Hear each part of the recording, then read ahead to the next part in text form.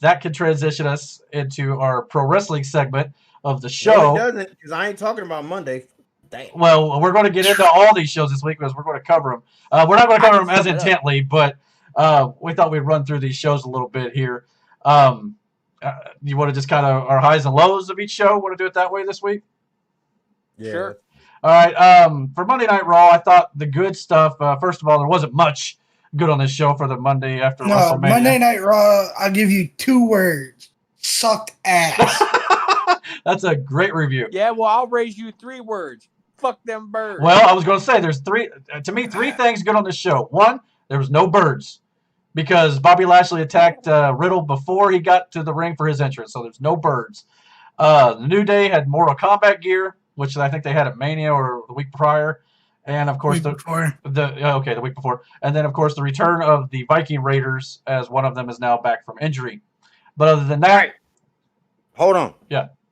Because Raw was shit, I'm going to say what I was going to say a minute ago about Ninja Turtles. As of right now, Nintendo Switch, but they haven't said anything about being on PS4, PS5, Xbox One, or Xbox Series X, S, or Google Stadia for those. Well, all right.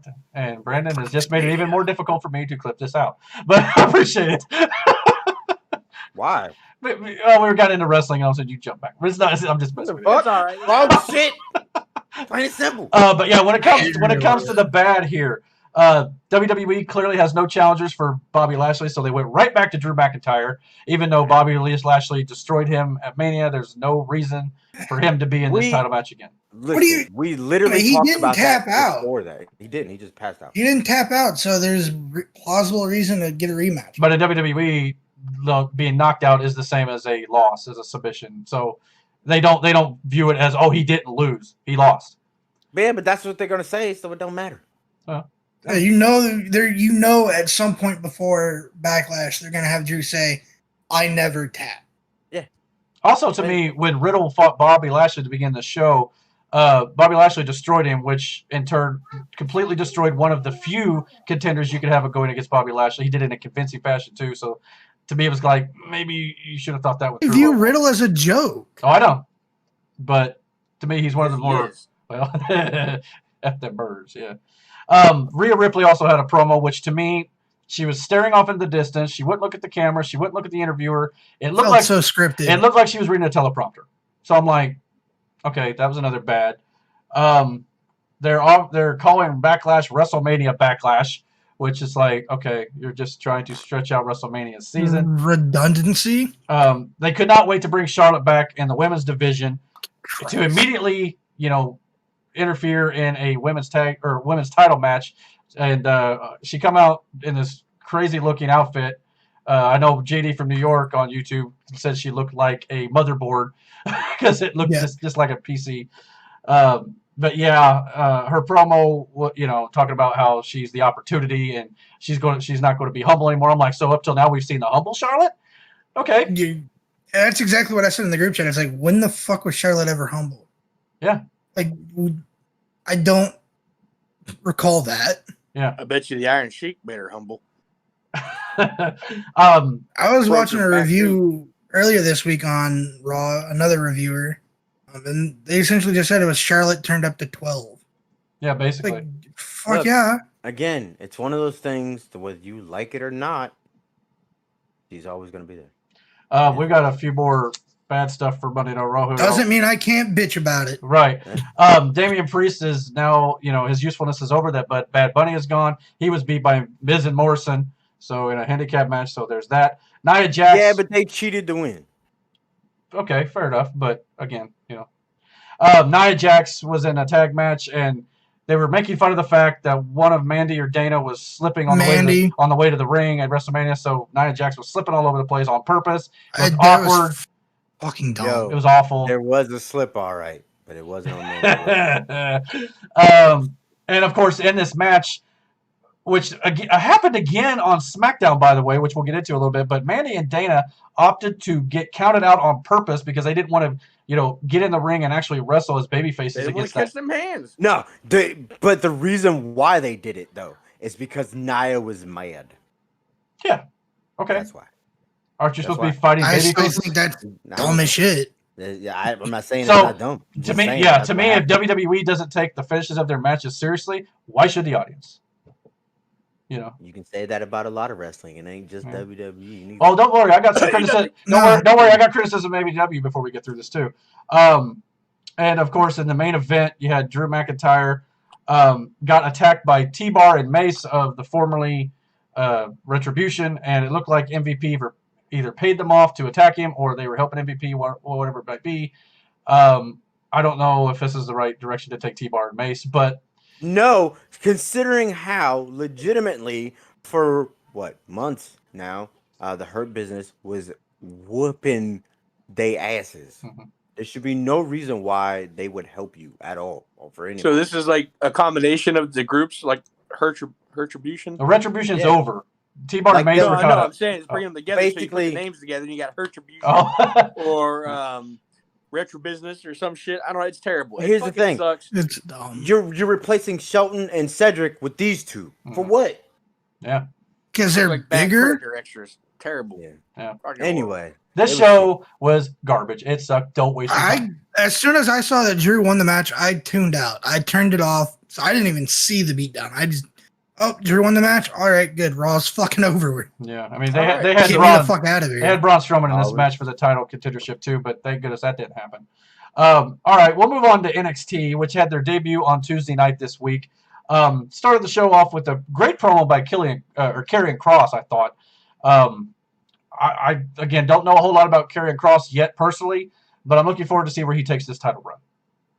he should be solid. Yeah, actually, absolutely. Yeah. The first match of the night was NXT Tag Team Championships, MSK defending their titles against Killian Dane and Drake Maverick. MSK retained their belts here. I don't know if there's really much else to say about that, really, all things considered. Unless you guys had any thoughts on it. Good. It is what it is. Let's see here.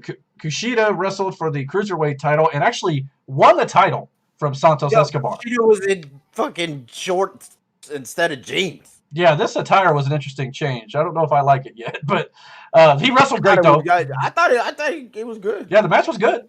And I've heard Kushida's actually been killing it lately on NXT. So if that's the case, He should kill it anywhere he goes. right. So, and that's the case, I got no problem with the title change. I think it made the ladder match for Stand and Deliver seem kind of pointless. Yeah, it did. Yeah, it did actually. How though? How? Enlighten me, please. Why would they go through a ladder match and then just essentially your very next show put it on a different guy? Because that just shows that, I mean, Kushida was Even though deserving we and do could have know won. that this is- essentially. not real, whatever you want to call it, it's still supposed to be simulated combat. And in that simulated combat, there are certain people that hold titles. And those titles could and should be won and lost at any moment. And the fact that this was NXT's debut on Tuesday, it set the precedent that a title can change hands on a Tuesday show. So from that perspective, I get it. And just because there was a ladder match, which is a big thing, I get it, trust me. And I mean, old boy did his, worked his ass off and whatnot. That doesn't mean that the title stops being defended right then and there. He's gonna have. It's not like they have. When's their next pay-per-view, or whatever they want to call it, their next takeover. It's probably Probably a few closer months. to SummerSlam, Yeah. honestly. Yeah. So what? We're gonna wait that long for him to do a title? No, it just shows that he can lose it and win it at any given day. Yeah. I get that, but it just seems that quick to take it off of him. But in a way, though, Why he's put it on had him at for a all? while? Just because He had it for a while. like, he was the interim champion. Yeah. I mean, so he's had it for a while. He lost it, and we move on. I mean, I kind of understand what you're saying. I get that. I mean, But he why would have not lost just it at Stand and Deliver too if it wasn't for the interference. Why are you half naked? Oh, it's okay. So, but yeah, that just shows that anything can happen. Yeah, absolutely. After this, there's I'm not sure how much in order we are here, but one of the bigger story points on this show was Roderick Strong quit NXT. Now, this is most likely storyline of some sort, but William Regal, it looked rather serious, and Roderick Strong's wife was there, and William Regal, they even told him, hey, if you ever want to come back, you're more than welcome. I don't know if it's a storyline driven or if there's something going on. I don't think he's going to the main roster yet. He's going No. to SmackDown. If it was anything other than a storyline, it wouldn't have been on TV. Yeah, There's no plenty of way stuff. they Yeah. would have let him just come and be like, hey, Fire well, on see you guys live later. TV. I mean, like, yeah, I'm out. no, There- he's yeah. going to SmackDown. I don't see him Yeah. making Raw. If anybody's going to Raw, it'll be Adam Cole, Cole. but he's Yeah. probably going to go to SmackDown. All right. Well, I mean, if that's the case, that's cool. I just thought it was interesting, just out of nowhere, Roderick. I thought it might be O'Reilly or It wasn't out Cole. of nowhere. I mean, you got to Well, think yeah. about it. Like he's been caught in between this whole emotional spectrum between Cole and O'Reilly, and he's just like, I can't, so I'm leaving. You know what I mean? Mhm. Yeah. I did think it was interesting. They showed backstage footage after the match at Takeover of O'Reilly and Cole being gurneyed into the hospital, and they were both, or at least Cole was yelling at Riley on their way to the hospital rooms and stuff as they were being wheeled out of the ambulance. So I thought that was a nice little touch. I ain't gonna lie, I thought that was pretty funny. Yeah, that a la Rocky 2. Mm-hmm. Yeah. When Oh yeah, but okay. After that, let's see here. I lost my place. Oh yeah, we had the debut of Frankie Monet with her dog. She interrupted a Raquel Gonzalez promo, and Raquel Gonzalez basically said she was going to either, I think, shove the dog up her backside or whatever you want to call it. But yeah, something to that effect. And after this happened, we had Raquel got her WrestleMania accepted speech at the title sort of thing, celebrating her victory, and out comes Bianca Belair, the SmackDown champion, and Rhea Ripley, the Raw champion, to kind of celebrate together because they've got a history in NXT and things like that together. So it was a a great homecoming for him. Yeah, it was a great moment. Then of course, what was the main event? Let's see here. We also had a match with Leon Ruff and Isaiah Swerve Scott. I think there was a women's match in there I might have missed. The main events, though, had Dexter Lumis, Bronson Reed, Ember Moon, and Shotzi Blackheart versus The Way. A lot of this revolved around Indy Hartwell, flirting with Lumis by being knocked out and was waiting for Lumis to pick her up. And by the end of the night, he did and carried her to the back as she winked to the camera. And doing this sort of thing distracted Gargano enough to get the fall, or Bronson Reed got the fall over Gargano, I should say. So, AKA 8 motherfuckers that don't mean shit. That's what this match was. Alrighty, yeah. It's kind of the thoughts on it. Okay. I don't know. We'll see how this goes, I suppose. I mean, Bronson Reed, I don't know if he's going to be taking the title off Gargano or not. But I mean, I would be At some point, I'm sure. Yeah, it kind of looks like that's the direction they're going. Where they're going with the ladies, I'm not totally sure just yet. They could have just been in here just to fill out the match. But all right, we're going to transition to our next segment here, where we're going to have our fun fact and trivia question segment. We're going to show the panel this video you're all about to see here, and we're going to react to the video that he sent in, and we're going to try to answer the question. We're also going to start this week keeping score of who gets the question correctly. And we're going to maybe build up to SummerSlam this year and maybe do it again for WrestleMania next year. And maybe the loser has to do something to kind of make up for the fact that they have not answered the questions correctly. So trivia. Yeah, the trivia. So we'll here's the video. We're going to react to it, and we'll let you guys know what we think about it. So here you go. Hey everyone, hope you all enjoyed WrestleMania 37. I thought it was a really good show. There were a lot of great moments. Some down moments, but, every WrestleMania has it. One of the great moments was seeing AJ Styles accomplish the Grand Slam when he and Omos won the Raw Tag Team titles. Now, part of my fun fact today in question is going to involve the Triple Crown version of the Grand Slam. That, of course, being the World title, the Intercontinental title, and the World Tag titles, which the Raw Tag titles are the continuation of that lineage. Now, most of you know that the late great Hall of Famer Pedro Morales was the first man ever to achieve the Triple Crown. What you may not know is his tag title reign only lasted 1 day. That's because his tag team partner held another championship, either the world title or intercontinental title, and company rules at the time did not allow a man to hold 2 championships at once. Now your question is, and you will get multiple choice, who was Pedro's tag team partner, and for extra credit, what title did he hold? Was it Bob Backlund, Bruno Sammartino, Pat Patterson, or Don Morocco? Hope you all have a great week and upcoming weekend, and I look forward to seeing you all next week. And please hit like and subscribe to the 3-Star Podcast, and I look forward to doing this again for you next week. All right, so that was Mike this week with the fun fact trivia question. Any thoughts? I'm kind of stumped. I'm not gonna lie. I say I've got Bruno an with the idea. heavyweight title. Bruno in the heavyweight. Bruno in the heavyweight. And who all did he say? He said Bruno, Bob Backlund, Pedro Morales. Pedro Morales, Pat Patterson. Yeah, Pat Patterson. Those are your 4. Okay. No, Pedro is the person we're supposed to be guessing for. Yeah, for his tag team partner. Oh, Yeah, so it was Bruno, Bob, Don Morocco, that was it. and I can't think of the fourth one. No, Bruno. Yeah, Bruno, Bob, Don Morocco, and Bruno. Yeah, Bruno, Bob, And Don Patterson. Morocco, and Pat Patterson. Patterson. Okay. I'm And saying then Bruno what with the title? heavyweight. Man. I think Don Morocco and Intercontinental. You both just took both of my answers. Because I was thinking either Bruno with the world or Morocco with the IC. I think I'm gonna go with Morocco in the IC too. Could be completely wrong though. Does everybody? What's your final answer, Damon? Yeah. I'm. That's Pedro and Bruno. Bruno with the world. Pedro? All right. Okay, so that's all of our final answers. Yep. All right. Well, I just for full disclosure here, the reason why I don't know the answer this week is because Mike was kind enough to send the answer in a separate email. So I've not seen this yet. I just now opened the answer, so that allows me to play each week as well. He writes, Pedro's tag team championship partner was none other than World Heavyweight Champion, WWE World Champion Bob Backlund.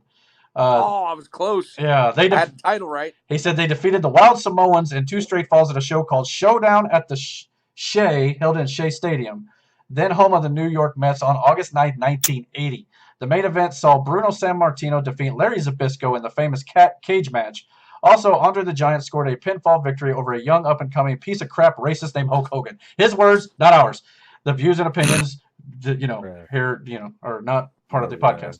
As mentioned, the titles were relinquished the next day since Backlund was already world champion. 1 month later, the Samoans would regain the belts, defeating Rene Goulet and Tony Garea in a tournament final. It makes Mike wonder makes him wonder why they would bother booking the title change even more.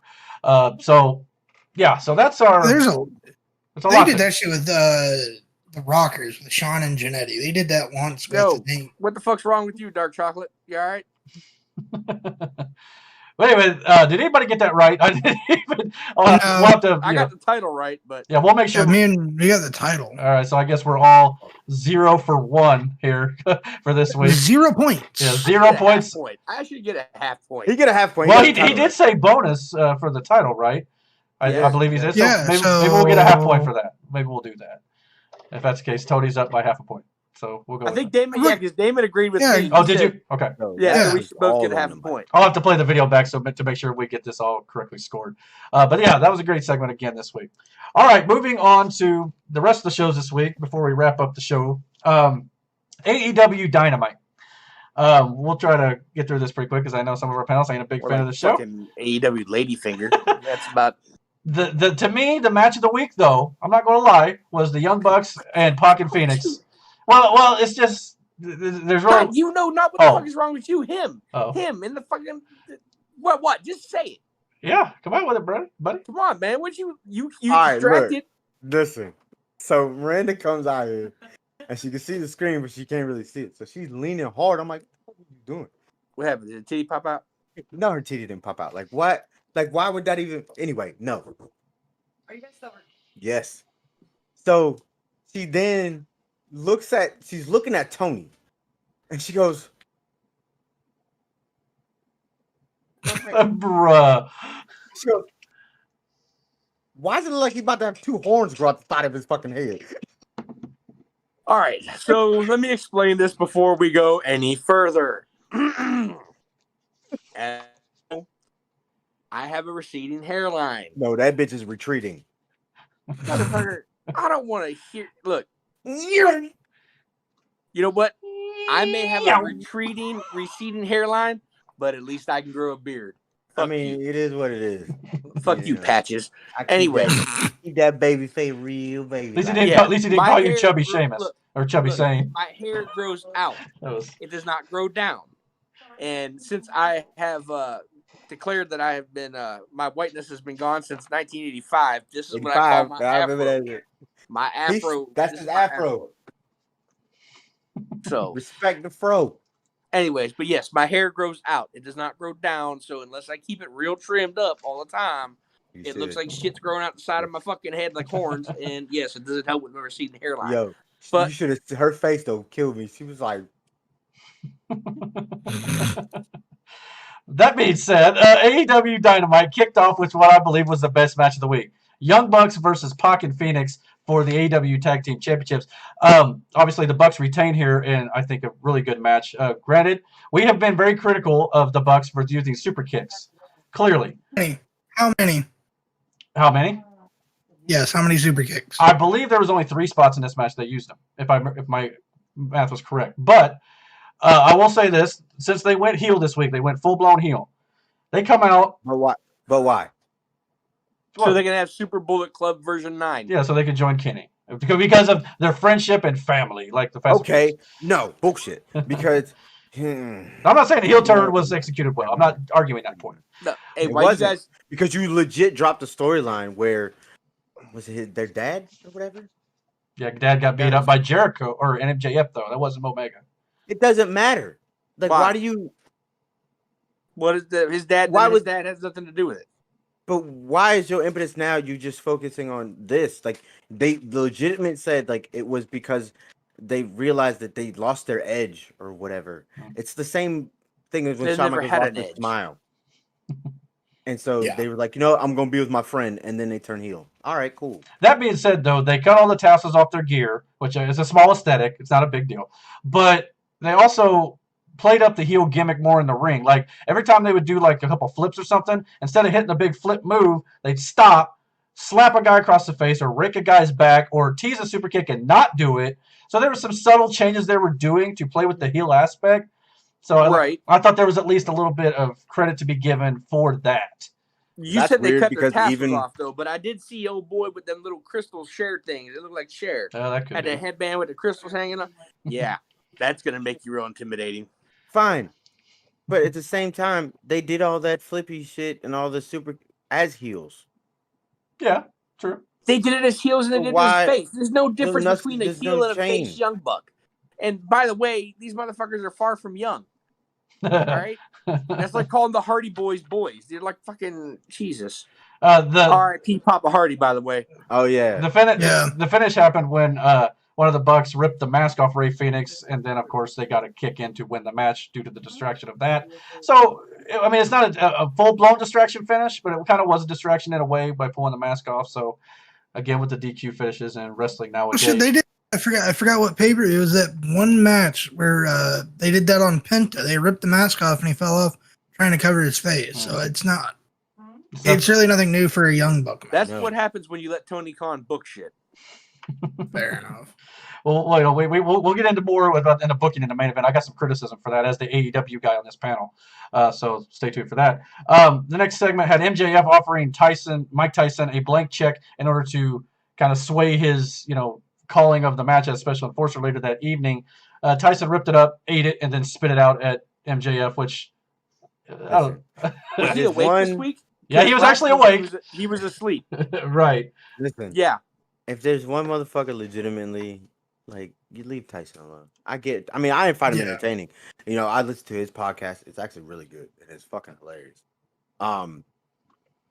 But I don't see the point of having Mike Tyson in it. Well, yeah, No, he's fucking Sleepy Mike. yeah. To me, It ain't sleepy. well, Hot. I'll get into Mike Tyson a little bit once we get into the match he was involved in here a little bit. But the next segment had Chris Jericho explaining that he and Mike Tyson made amends after the Inner Circle decided to go babyface and change their ways. And the first person he called to make amends with was Tyson. So at least they tried to explain why Tyson, after all those weeks of feuding with Jericho, came back out of nowhere and tried to help Jericho. So at least they tried. Not a very good effort. Because to me, they got Mike to come in last week and this week because he had time to come out and do it, and they were trying to pop a rating on Wednesday night when they had no competition. That's what this was for. What could he have to offer besides a bottle of vodka and a And some weed. fucking bad Fozzy CD? And some weed. Jesus. That's all Mike cares about. Just some random matches we had on the show. Jade Cargill defeated Red Velvet. Solid match, but nothing to write home about. Anthony Ogogo debuted in a squash match, and the match ended. What? Who? Anthony, okay. When QT Marshall broke away from the Nightmare family, the factory, he took some of the younger talent from that faction, and one of the guys' names was Anthony Ogogo, and I guess he was like a boxer or something of that sort. But anyway, he had a squash match against the guy. And he punched him in the gut, and that was the end of the match. Yeah, Who the fuck greenlit that name? I agree. Who greenlit that name? I don't know. Tony Khan. Tony Khan. Did you just say a man won a wrestling match by punching another dude in the stomach? In the gut, and then the referee stopped it because he punched him so hard. Agreed. Not very good. Oh my god. In my bed.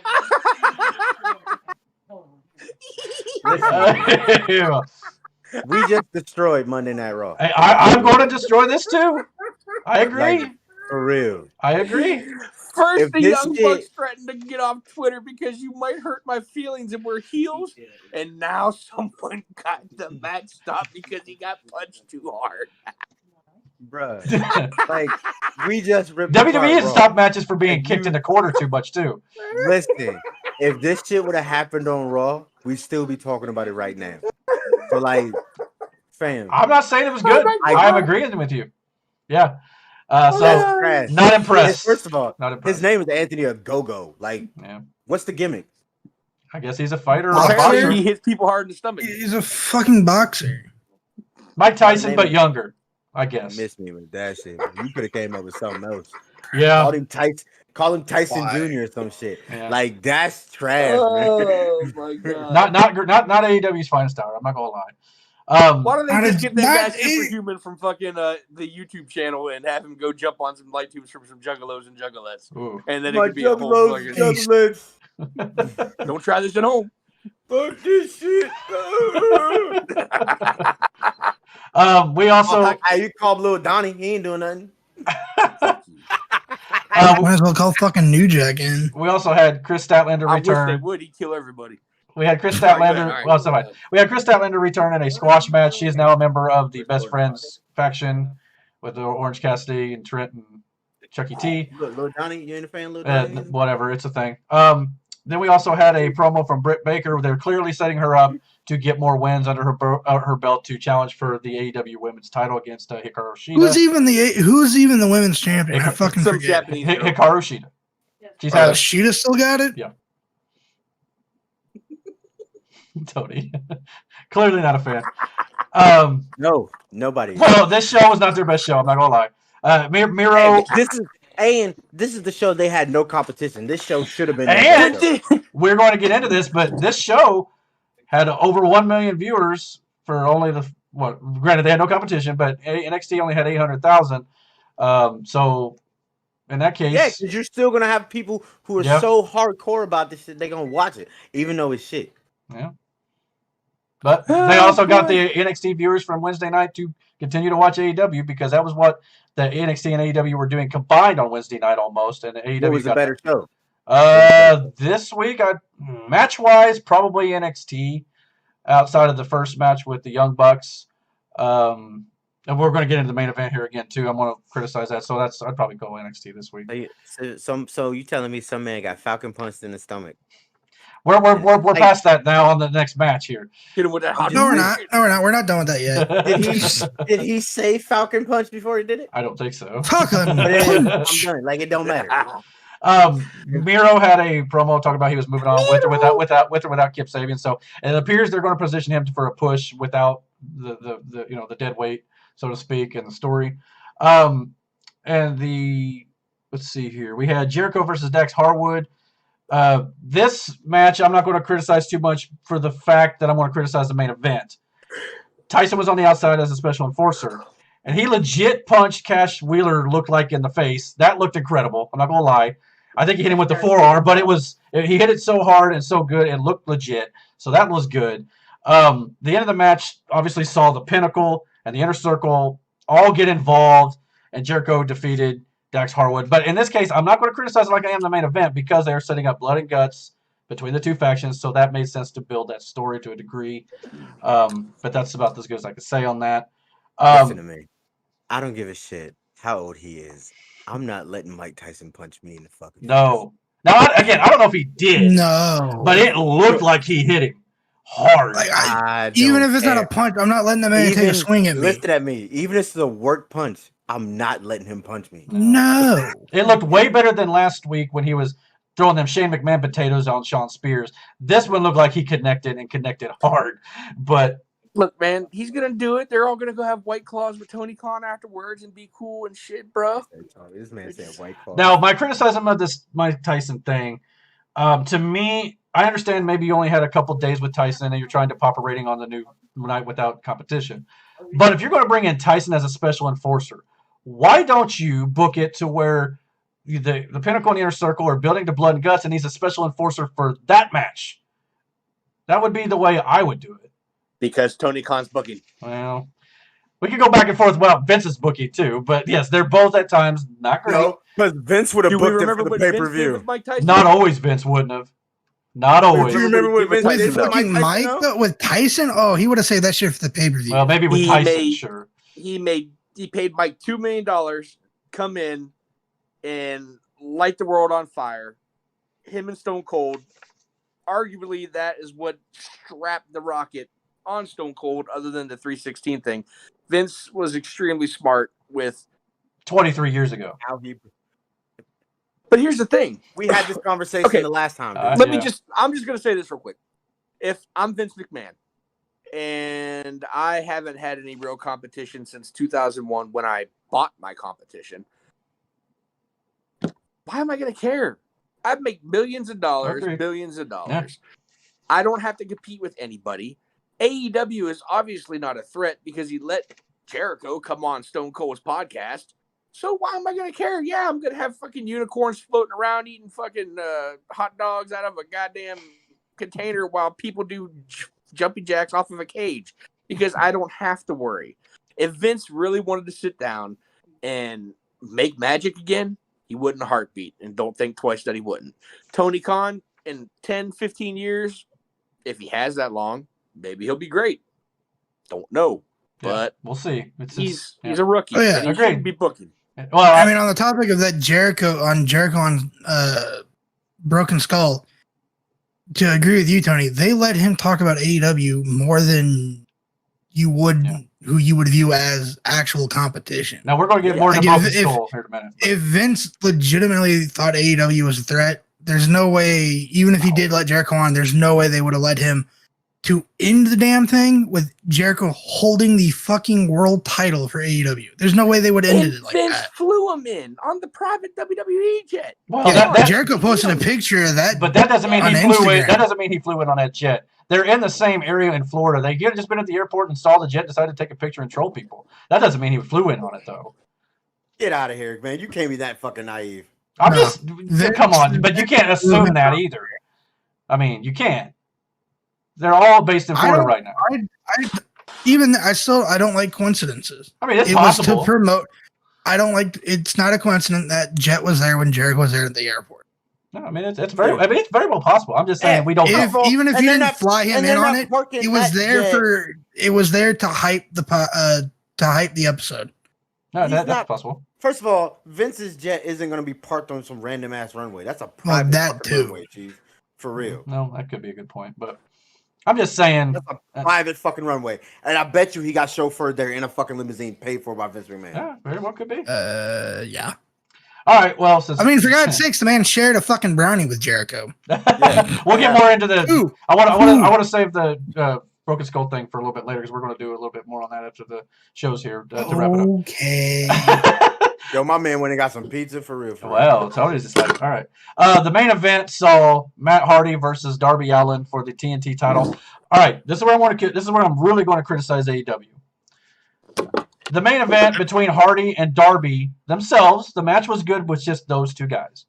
But unlike the previous match with Jericho and Harwood, where they're building a feud between the two factions for blood and guts, this match again delved into multiple guys running out of the back, which included Sting, the entire House Hardy, Lance Archer, Scorpio Sky, Ethan Page. All these guys really don't have a whole lot to do with each other outside of the fact that the House Hardy got involved and some of the baby faces ran out. That's all that really made any sense to me. This was a cluster F, and I can't understand for the life of me what they were trying to do with this. And but it's just a match to showcase Darby, retaining his title, and hopefully Matt Hardy's okay with it after his dad passed away this week. But yeah, to me it just made no sense. I don't know. I don't get it. It wasn't the greatest main event for sure. Why? And listen, this is a criticism that AEW does. The thing AEW does a lot. It's like thing too. There's always run-ins. Yeah. Why? And a lot of their matches. Too many. They get them classic dusty finishes. Why? Who Why got do you need classic them to Dusty finishes? Well, I'm talking about the run-in spots and shit. Man, Dusty didn't book shit like that. No, that's not what I'm. That's not what I was. More often than Okay, what not, are you saying, sir? more often than not, a lot of AEW always matches do end in actual winners and losers from the match itself. But it seems like lately, since they've got all these extra factions, which we talked about, they're shoehorning all these guys in. And again, to Tony's credit, Tony Khan is not necessarily booking this lately as good as he was at the beginning of AEW's run. So I understand the criticisms, and yeah, they need to step it up. I mean, absolutely. Yeah, because if they don't watch it, they're going to go way of 2000 WCW and then Look, death to the I company. said that shit before. I said this starting to feel like way too much WCW. Well, Yeah, and not the good WCW. Right. Cody and the Bucks are Hall, Nash, and Hogan, and Tony Khan is Eric Bischoff. Bro. I mean, Where do you put Omega, though? And AEW in general is the NWO. And they got everybody jumping ship and joining, and it's going to go down in flames. yeah, I mean, that's a very good possibility. I hope that's not the case. I think we all agree we'd like to see AEW do well. Yes, I would love to Right. see more wrestling, and I would love for a company to do well to give Vince that reason to do something, more exciting. But not like this. No. Like this ain't it, Chief. No. No, not You lately. keep pulling shit like this, like on some real shit. Like what? He's not gonna do anything because he doesn't need to. Nah, if you don't watch out, Vince is going to buy your fucking company, too. Oh, yeah. On the whole, I thought the And you'll end up show. on Peacock. Yeah, and Yeah. fuck your Jaguar money. I mean, on the You know what I'm whole, saying? I thought the show had some good moments, but there's a little bit more bad than good on this one, I'm afraid to say. All right, moving on to our final show of the week before we get into a little bit of Broken Skull, and then we're going to talk a few WWE cuts right quick. Smackdown started tonight. We had new commentators actually for Raw and Smackdown. Raw had ESPN's Adman Burke, and Corey Graves moved over there to join Byron Saxton. SmackDown now has Michael Cole and Pat McAfee, former punter of the Indianapolis Colts. Yo, Pat McAfee is hilarious. Yeah. But The best I thing think WWE has right now. yeah, I was about to say that's one of the best things they got going. Like Pat he kills it. From what I saw him on the Yo. show tonight, he actually did a good job with Michael Cole. He was standing up during if you've seen where the during parts of the main event, he's standing up like he's into it. You know what I'm saying? He brings so much energy to that table. I enjoy it. And He does, but he has to. He's gonna have to dial that back, man, because there's a fine line between bringing energy and being a mark. Yeah, that's what my thought was. It's fine for your first night, first time on commentary. I'm assuming full time. No, it's not his first time on commentary either. Well, At first On the main time, roster. I get what Damon's saying, Yeah. but I mean, still, he's got to calm it down, man. yeah, because you're gonna start getting the fans saying, "Oh, this man, he's just a fan who got lucky But enough to They get." need to watch NXT then because he actually Yeah, did a let's good say job. because if you go back to what he was doing on NXT, it started out he was the backroom dude. He was doing the watch alongs, during the big pay-per-views when they have those pre-show shits where people Right. watch along and shit. Pat McAfee was part of that, and then he ended up on NXT. He started this whole storyline with the Undisputed Era and shit. Like Pat was solid as fuck through that. He's not bad in the ring either. No, and I hope that SmackDown uses him in the ring maybe a little bit. Well, eventually. Maybe not right Yeah, away. and I'm not saying that he's bad at any of that stuff. Or I'm just saying he But I needs get to what you're dial it saying. back. Yeah. That's all. When you're commentating, you need to have a certain. I mean, But his input was solid tonight. no, Yeah. that's I mean, if he went more towards the Mauro Ranallo route, No, Morrow had there's times where Morrow got to be too much. They announced this week too. Mauro Ranallo will be doing Impact Rebellion, where he will be commentating the Kenny Omega Rich Swann title for title match too. So nice to see that'll be Ranallo, interesting. which we all know I think is That'll going put to asses lead in the to. seats. That's going to be Omega winning the Impact title most likely as well, because I don't think AEW is going to get the title to. Why are they doing that?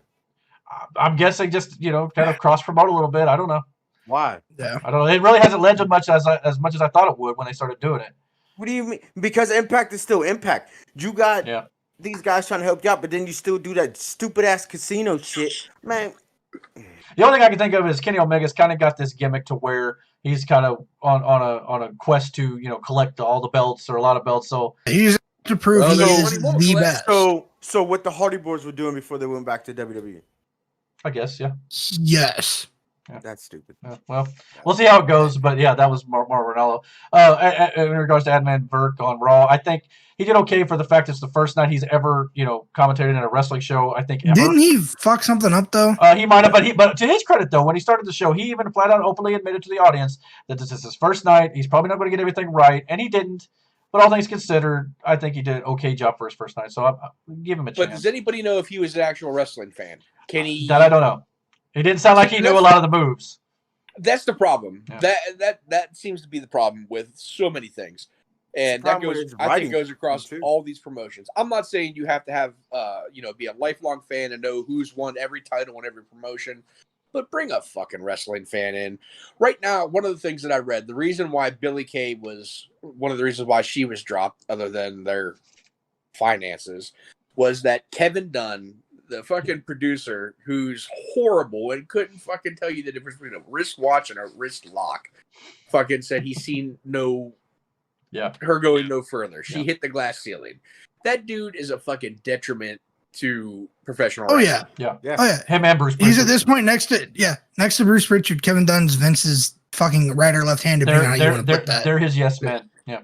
Yes. Yeah. They are the new Stooges. He's just as bad as Russo was. Yeah. Yeah. So Dunn is, and he's the fucking cause of all the fucking jump cuts and the cuts and shit. Another thing too is they don't have, like before Vince did the writing. They don't have that anymore. They have fucking soap opera writers. But I mean, but he was one of them. At least you had someone, you know what I'm saying? But now you got guys who write sitcoms. Sitcoms, soap opera producers and writers. And that's Vince's fault because he's always wanted WWE to be entertainment, to be television, and it should be wrestling at the forefront. But instead of having guys like Jim Cornette, Pat Patterson, Arn Anderson, instead of these guys the being Briscoes writers and producers, they get actual fucking Hollywood writers and producers that know nothing about wrestling. And it comes across very clear the writers know jack shit about wrestling. And when it comes to putting Adnan Virk on the desk, that is more of a WWE being at fault than it is Adnan Virk, because he shouldn't be in that position at all if he doesn't know what he's talking about. But he probably will get better, I think. We'll see. Too. Also, USA calls a lot of the shots. True. Oh yeah. And that's to me is like, you don't do that for any other TV show. Like, let me run my shit. Like, let me do what wrestling is, and that's not what he's been doing for like the last few years. And that's the thing. Like, Mauro was fine because he had a history in like the wrestling, sport. MMA, boxing. Yeah, he's done that kind of stuff before. But from how it went with whatever the fuck his name is, it just comes across as like he's just some guy that was working at like ESPN or something, and they like, oh, let's add him to the commentary desk to add legitimacy to our product. Yeah. It just doesn't work. Right. Well, anyway, getting back to SmackDown, the show opened up with Roman Reigns cutting a promo, again declaring victory at Mania, kind of like everybody does after the big show. Cesaro, though, came down to the ring, stepped up to Roman, and when Cesaro went to get a mic, Roman just walked away. Just didn't even acknowledge him. It sums up Cesaro's career at this point in WWE.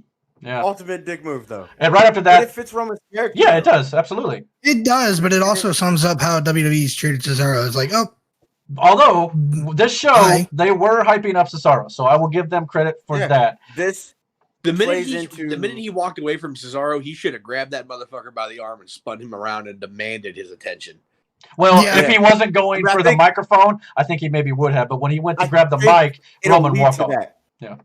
I think it'll lead to that. Cesaro either demanding Roman's attention or getting his attention some fucking how.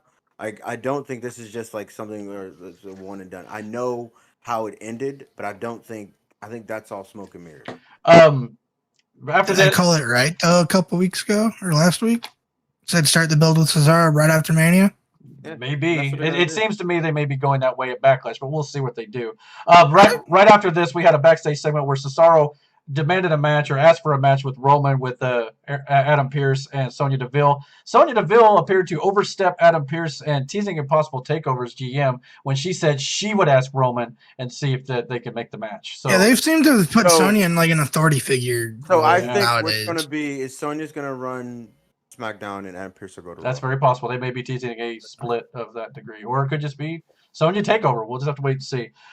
They announced that instead of Roman, though, Roman had agreed to allow Jey Uso to take his place in this match against Cesaro in the main event. So they announced that for Again, later. it fits Roman's character. Yeah, Like, yeah. Why should he have to do it?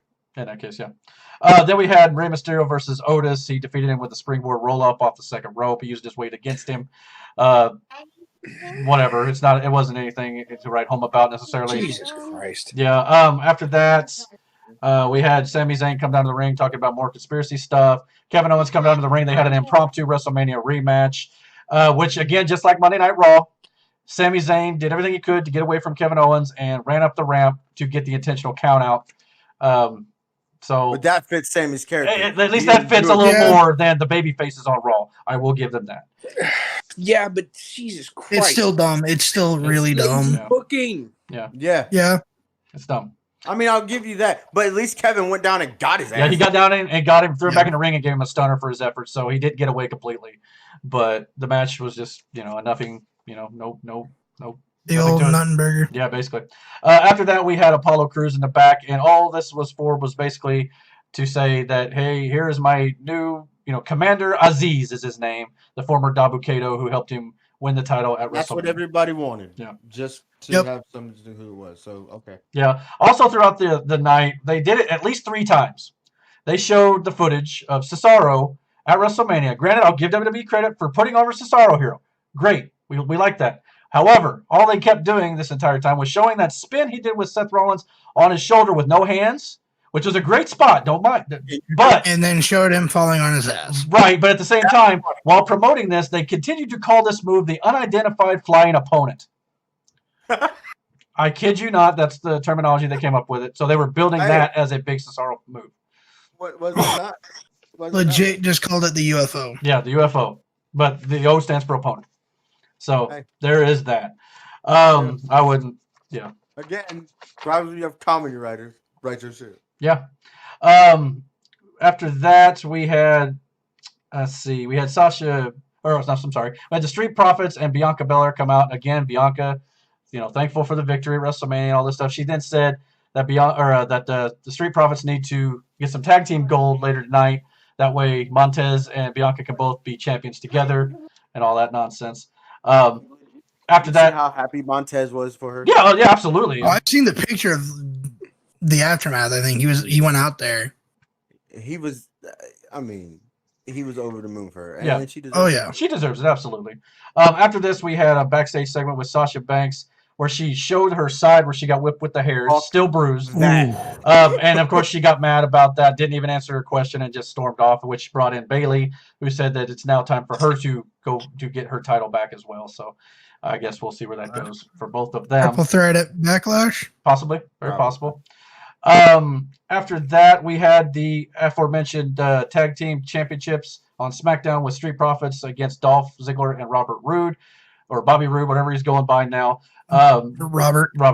Dolph and Robert Roode retained the titles after a blind tag where Dolph hit the zigzag on Montez Ford for the win. I'm a little shocked by that. I kind of thought maybe they were going to go the Street Profits get the belts the feel good story. right with No, Bianca Belair, maybe, but But if you do this right, Yeah. it'll pay off in the end. yeah, and Yeah. Dolph and Roode could use the win. I'm not gonna lie. So I don't like their name. yeah, what was it again? What's their name? Dirty Dogs. That's right. Yeah, I don't like The that. fuck? they're not really Why? calling that on the entrance or anything. but Commentary? their jackets and stuff say it. Yeah. Yeah, no, commentary, they called them Dirty Dogs a couple Oh, times. okay, okay.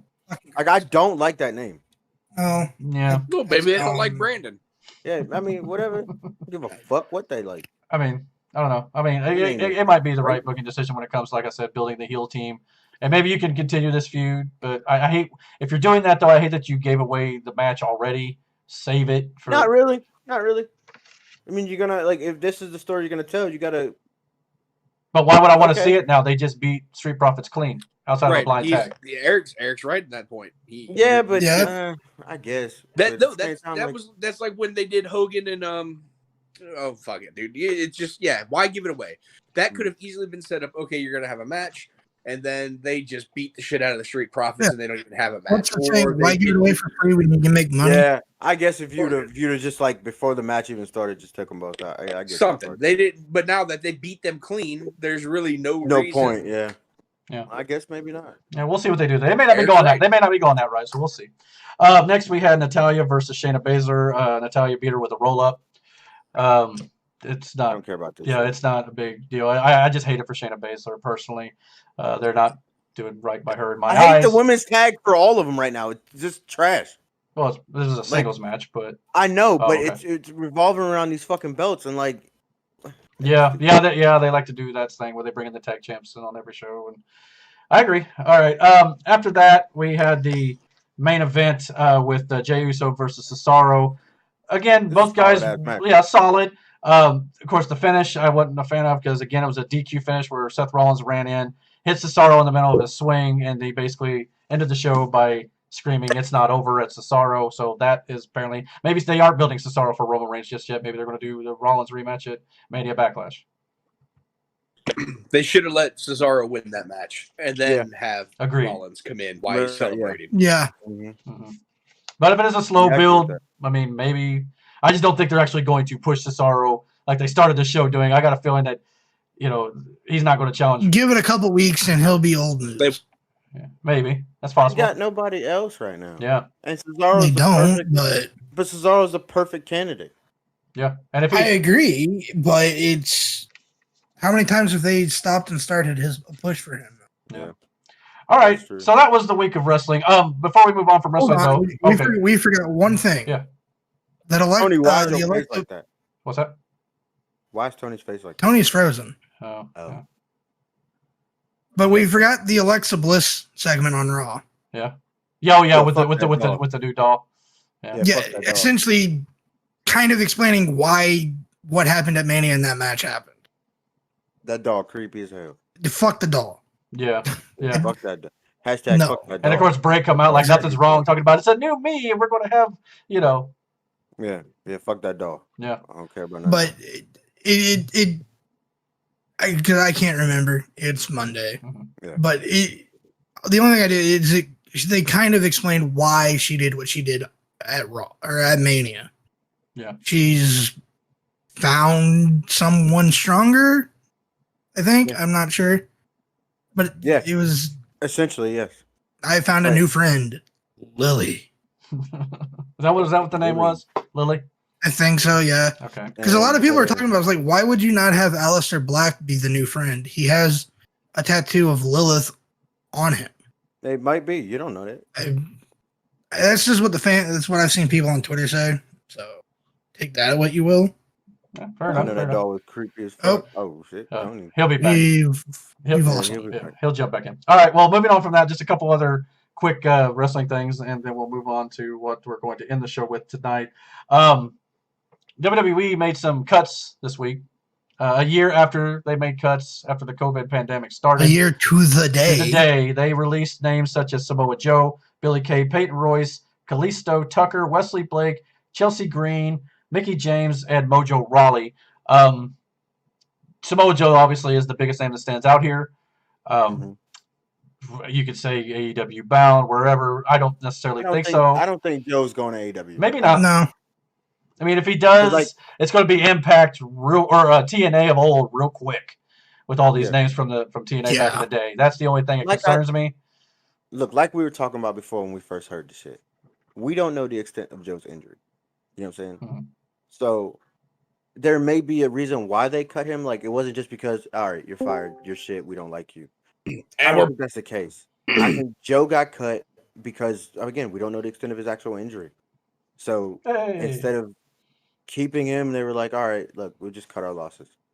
As far as Peyton Royce and what was the other one? Billy Kay. Billy Kay.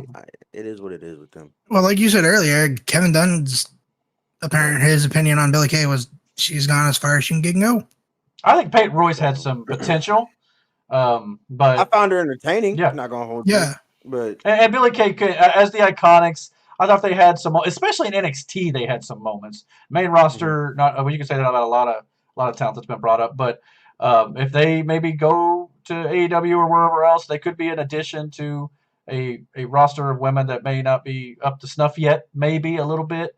They still need some work, not gonna lie. And Joe, if he goes to AEW, could work out depending on how you use him. He's not gonna be Sting, I think, where you don't do as much with him in the ring if he's no, clear. here's the thing. Yeah. That's the thing. Like I said before, my problem with that is you already have too many guys there already that you're trying to push for these spots.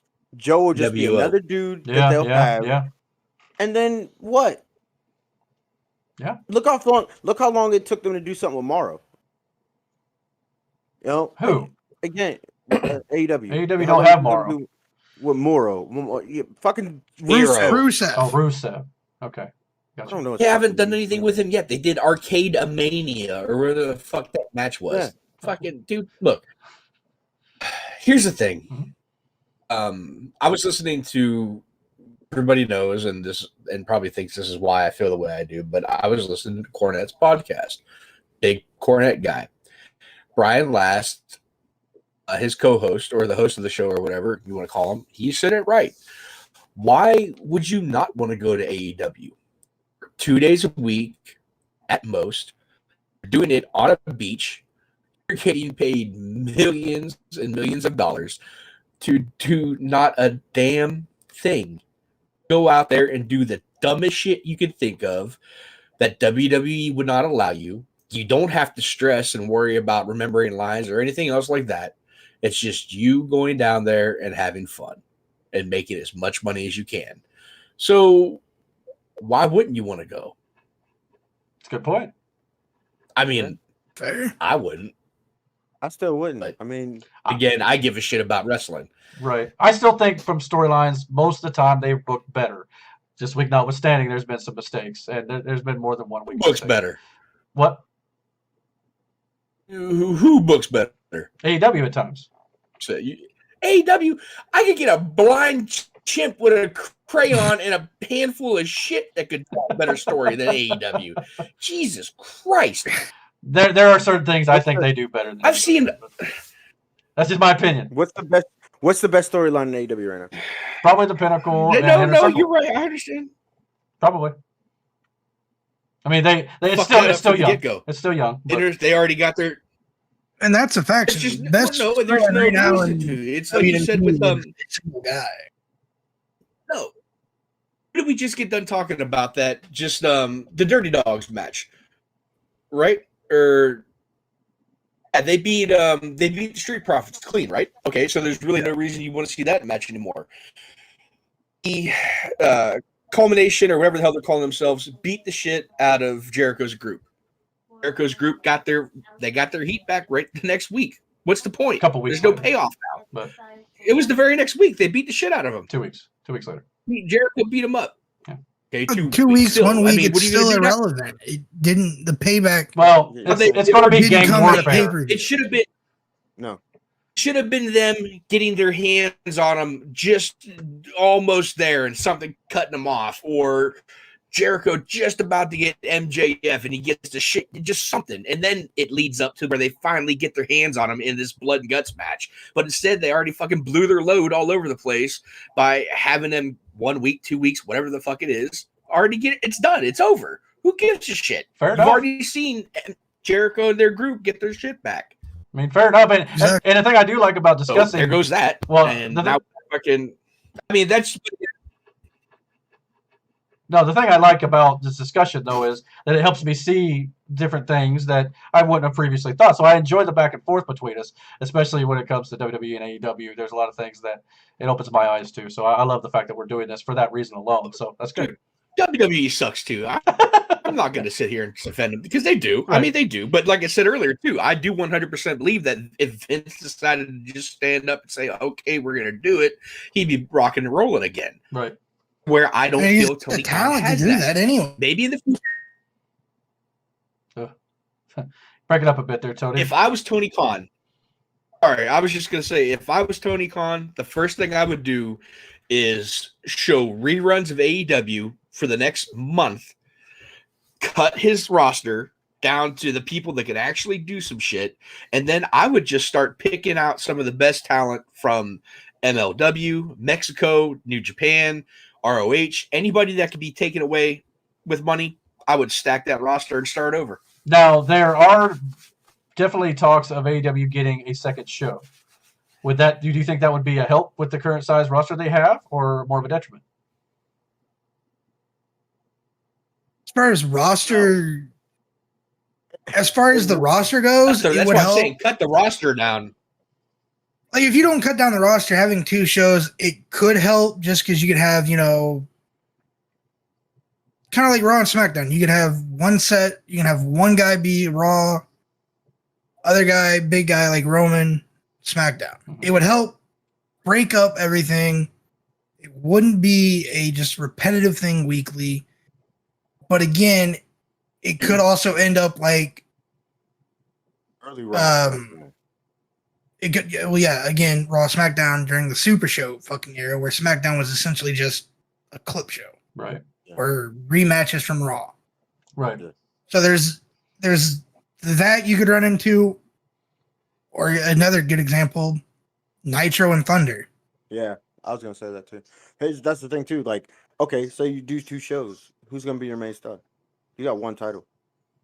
Yeah, you're gonna have to You create think another the world title? title. I don't think. See, that's the No, thing I don't like no, about no, Raw and no. SmackDown. Let them go on both shows if you're going to do that. Oh, yeah, exactly. What did Ric Flair do all those years? Yeah. He went to the territories. Yeah. He went around, and NWA had one champion. Now there might have been like your U.S. heavyweight champion who was like your head guy, say in Pennsylvania. But when Ric Flair came to town, there was only one champion, and well, there was really only one in the way. So I feel just that's have what your guy WWE go does back and forth, man. anyways. They've got the promotion title. And Build the up world. challengers on each show. You could do that. Yeah, that's my biggest criticism of WWE, or one of them, is the fact they've got too many belts. You know. Well, yeah. Well, like what Tony's, I think what I'm understanding what Tony's saying is like the territories would have, you know, because I didn't grow up in the territory days. They would have like what, essentially a promotional title, kind of like the WWE title. Yeah, like they would have a guy in each territory that was being groomed for when the heavyweight champion came to town. And they would do a few matches here and there, whether it be, and then it would all lead up to that one big house show when, when everybody, you're sitting 20,000 deep back then, selling out, fucking selling the show out. And Ric Flair's getting his ass kicked, and this baby face has got some fire, and it looks like he's going to do it. He's going to do it. And then Ric Flair goes it out, whether it's, handful of tights or something like that, and Rick moves on down the line. Now that baby face gets a stick rub, even though he didn't beat Rick. But exactly. So, I mean, like I said, man, there's just so many things that you could do. It's just not. It really is just a bunch of kids playing wrestling. The best way to describe it is backyard wrestling on a millionaire's budget. Wow. Man. I never really thought about it like that. That's one way of looking at it. I mean, yeah. And to each their own. People like one thing, other people like the other. I mean, that's cool. I'm glad people are at least, and it seems like the ratings on Tuesday and Wednesday are decent when both shows split. Now they're not on the same night, so that's encouraging. I think they have room for improvement on both cases. But AEW is only 600. Let's see. I think 800,000 behind Raw this week, but on a normal week they'd only be 600,000 behind Raw. So it'd be interesting to see if either show could maybe compete with the main flagship show for WWE going forward. Regardless of how shit Raw right now, no. No, not right now. No. The thing is, too, you got to think about it. They're going to get the overflow from NXT not being there regardless. Yeah. So, can we honestly say that those extra viewers are from people that want to see, or have a real interest, or because we like wrestling and there's I don't have to choose between which show I watch. It's possible. Yeah. Essentially that's what that same could be said for NXT too. So I'm not saying that. Because there's saying really. Because I was watching Steven Larson's podcast earlier this week, and they were talking about the numbers, and from how he said it, there's like only 150,000 difference. Where are they getting that? I guess I have no idea, because it was clearly a 400,000 difference from the numbers I saw, but. I mean, I'm sure there's people that like you, Eric, who would do it at the same time. But there's also people that would actually choose. Yeah, and it's probably the same people watching both now for sure. yeah, but you just seem like they're at least for the. I don't know. Yeah, well, we'll see how they do. I mean, I'm just glad to see the numbers as they were this week, but we'll see where they go moving forward.